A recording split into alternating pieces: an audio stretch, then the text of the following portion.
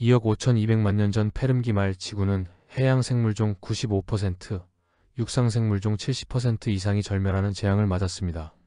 씨가 마른 종의 퍼센티지가 그랬다니 그냥 거의 다 죽었다고 보면 됩니다. 이후 다양성이 어느 정도 회복되기까지 500만 년이나 걸렸습니다. 캄브리아기 이래 지구가 경험한 5번의 멸종 사건 중 규모 면에서 가장 컸습니다. 그리고 절멸 기간은 불과 6만 년 정도로 지구 생명 역사를 하루로 보면 카메라 셔터 여닫는 정도의 찰나입니다. 현재 6번째 생명 멸종이 진행 중이라고 합니다. 페름기 말보다 더 빠르게 종들의 다양성이 줄어들고 있으니까요. 많은 과학자들은 화석 연료 사용에 따른 이산화탄소 증가를 범인으로 지목합니다. 그렇지만 일부 그룹의 사람들은 이산화탄소에게 모든 혐의를 뒤집어 씌우는 것은 너무하다. 작금의 증가는 지구 전체 탄소 순환의 한 부분일 뿐이며 큰 시간 틀에서 이 또한 지나갈 것이다라고 말합니다.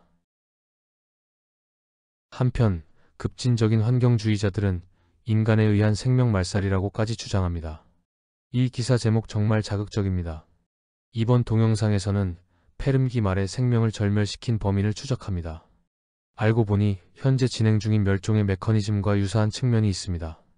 과학자들은 킬링 메커니즘, 즉 살해 기작이라는 용어를 종종 사용합니다. 살해의 현장을 찾아가 봅니다. 남아프리카 공화국의 카르분지는 페름기 중기에서 삼척기 초기의 육상 동물의 흔적을 잘 간직한 곳입니다. 분지 낮은 곳에는 페름기 중기에 번성했던 대형 초식 수국류인 타피노세팔러스 등 여러 수국류가 발견되고 이어서 다이키노돈트류, 즉 2개의 게이빨을 가진 동물 화석이 나타납니다.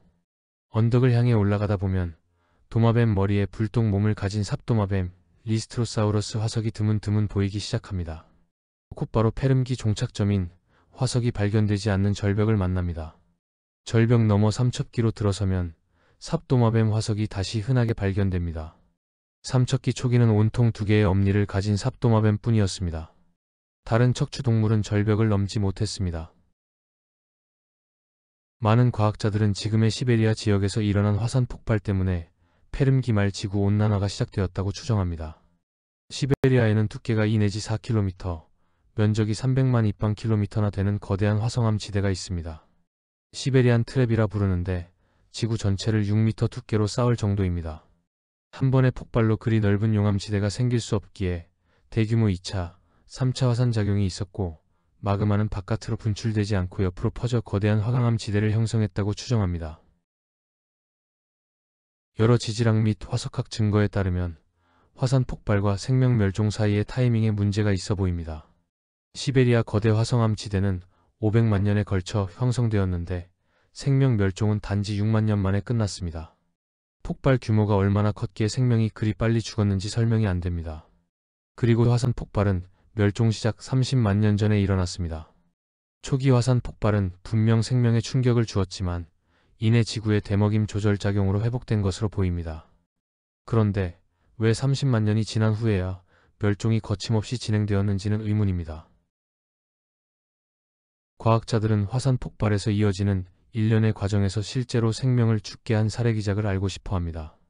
MIT의 보링 박사와 박사과정 학생 버저스는 멸종 전후의 사건의 발생 순서와 정도를 정확하게 파악하면 멸종의 직접 원인을 찾을 수 있다고 여겼습니다.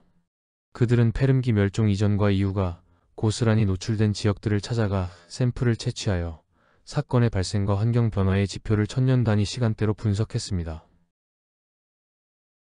제1단계로 멸종이 시작되기 30만 년 전인 2억 5,220만 년 전에 화산 폭발이 있었다. 화성암 지대 전체 용암의 3분의 2가 분출될 정도로 규모가 컸지만 이산화탄소 배출은 지구 탄소 순환의 변화를 가져올 만큼 크지 않았다. 제2단계, 처음 화산 분출에서 형성된 용암지대는 이어지는 화산활동에 영향을 주어 본격적인 생명 멸종이 시작되었다.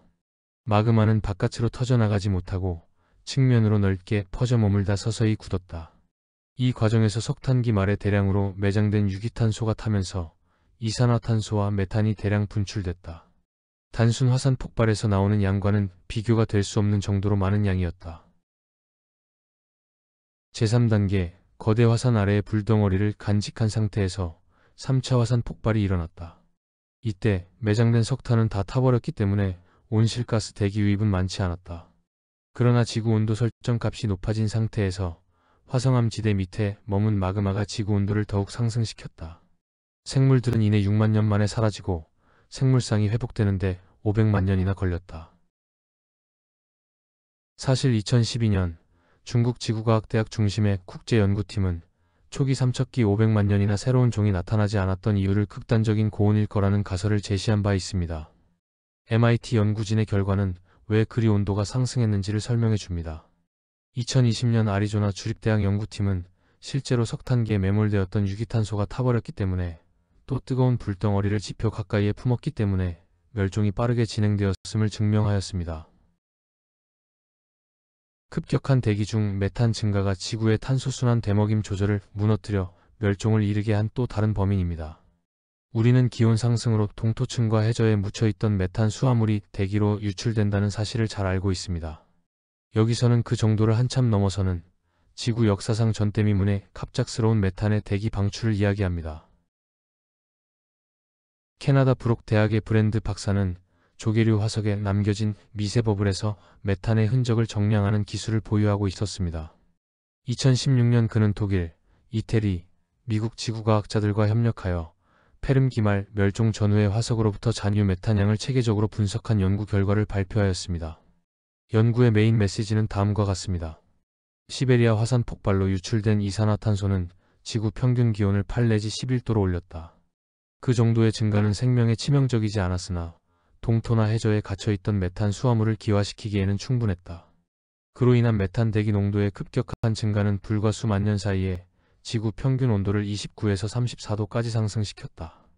참고로 현재의 평균 온도는 17도입니다. 연구자들은 논문 초록의 화산 폭발에 의한 이산화탄소 증가는 파괴적이었지만 이어진 메탄 수화물 유출은 생명을 지옥으로 몰아갔다고 썼습니다. 도대체 메탄이 얼마나 많이 또 얼마나 빨리 나왔기에 멸종을 가속했는가? 메탄은 생명 출현 40억 년 전부터 고세균에 의해 만들어져 극지방 동토나 해저 선반층의 수화물 상태로 갇혀 있습니다. 한편 메탄은 물리화학적 요인, 즉 지구열에 의해 바닷물과 암석 성분과의 화학작용으로도 만들어집니다. 따라서 가설 하나는 페름기 즈음에 메탄 생성 고세균에 유전적인 혁신이 있었고 그로 인해 메탄의 생산성이 증가했다는 것입니다. 다른 하나는 페름기 말 지각 아래층의 고온 고압 상태가 탄화수소를 분해했기 때문에 메탄이 덤으로 많이 만들어졌다는 가설입니다.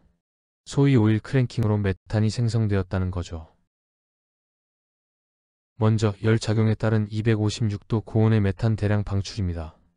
2022년 영국 랑카스터 대학과 중국 과학 아카데미 소속 연구자들은 중국 스촨 지역 화성암 지대 가스 유전 샘플에서 페름기 말에 무려 1440기가톤의 메탄 분출이 있었음을 보고합니다. 이는 이산화탄소 4만 기가톤에 해당되며 현재 연간 메탄 방출량의 1000배에 해당합니다. 더욱 연구자들은 암석 샘플에 뭉쳐진 메탄 흔적에서 당시 가스는 256도였음을 알아냈습니다. 이러한 온도는 멘틀 용암이 직접 석탄이나 석유를 태워야 다다를 수 있는 온도입니다. 페름기 말 지구는 정말 지옥 같았을 겁니다. 다음은 메탄 생성 고세균의 유전적인 혁신에 대해 알아보겠습니다. 2008년 초산을 분해해서 메탄을 생성하는 고세균이 발견됩니다. 그 고세균은 높은 초산 농도에서 수소를 먹는 메탄 생성균보다 에너지를 덜 소모하면서 빠르게 성장할 수 있었고 그러한 대사적 혁신은 섬유소를 분해하는 세균으로부터 두 개의 핵심 유전자를 수입하였기에 가능했습니다. MIT 과학자들은 신규 메탄 생성균이 페름기 멸종의 또 다른 범인임을 지목하는 연구 결과를 PNAS에 발표합니다.